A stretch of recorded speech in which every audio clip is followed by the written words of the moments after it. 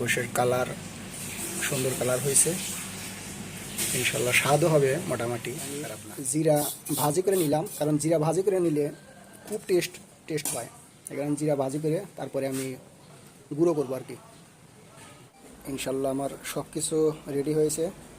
কাঁচামরিচ, আদা রসুন, মশলা, দারচিনি, এখানে মশলা আছে, তারপর এখানে গোলমরিচ আছে।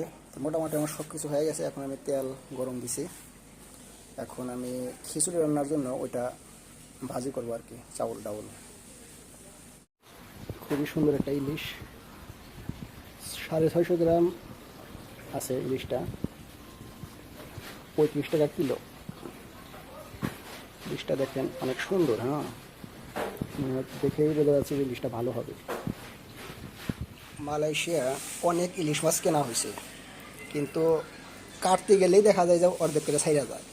কিন্তু আজকের মতো ইলিশ আমি এই মালয়েশিয়া যতদিন হলো আছি, এর এত ভালো ইলিশ আমি আজ পর্যন্ত পাইনি। একদম টাটকা মাছ।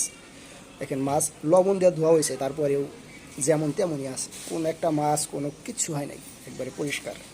কত সুন্দর ঝকঝক করতেছে। তাজা মাছ যেমন কাটলি করে ভিতরে পানির মতো দেখা যায়, ঠিক তেমনই।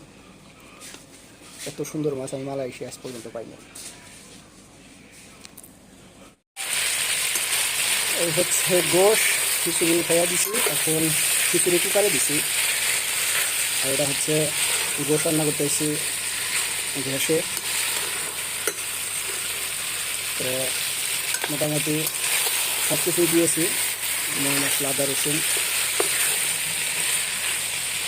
আগে ভালো করে কষাই। হ্যাঁ, কষানোর পরে তারপরে সামান্য একটু ঝোল দিয়ে করে নামা হলাম।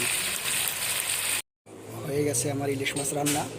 ইলিশ মাছ একটা বেগুন দিয়েছি, ছোট্ট একটা বেগুন দিয়ে ইলিশ মাছ রান্না করেছি।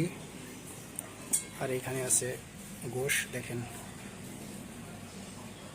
গোশের কালার সুন্দর কালার হয়েছে, ইনশাল্লাহ স্বাদও হবে মোটামুটি খারাপ না। আর এই হচ্ছে ইলিশ মাছ। আজকের মতো ইলিশ মাছ মালয়েশিয়া আমি আজ পর্যন্ত কিনতে পারি নাই। এটাই হচ্ছে সর্বোচ্চ টাটকা ইলিশ। ইনশাল্লাহ খিচুড়ি হয়ে গেছে, সবজি খিচুড়ি। এত কষ্ট কইরা এই 2 ঘন্টা ওরা কষ্ট কইরা এই যে এখন খাম, একটু খাওয়ার জন্য কত পরিশ্রম করা লাগে, ঠিক না? একটু ভালো খাওয়ার জন্য আবার ভালো পরিশ্রমও করা লাগে, না করলে সেই ভালো খাওয়াটাও খাওয়া যায় না। কারণ এই যে রান্না করলাম গোশ, তারপরে ইলিশ মাছ, তারপর এই যে খিচুড়ি, কত পরিশ্রম। এই একটু একটু পরেই আবার সব শেষ হয়ে যাবে না। হ্যাঁ, এই তো অবস্থা। একটু খাওয়ার জন্য কত কষ্ট করা লাগে। এখন খাই। বিসমিল্লাহির রহমানির রহিম। বিসমিল্লাহ।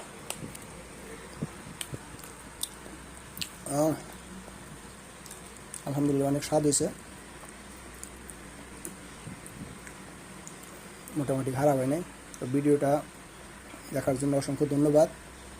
আর আশেপাশে কেউ যদি থাকেন চলে আসেন। হ্যাঁ, এখনও আছে, সমস্যা নেই। ঈদ মোবারক।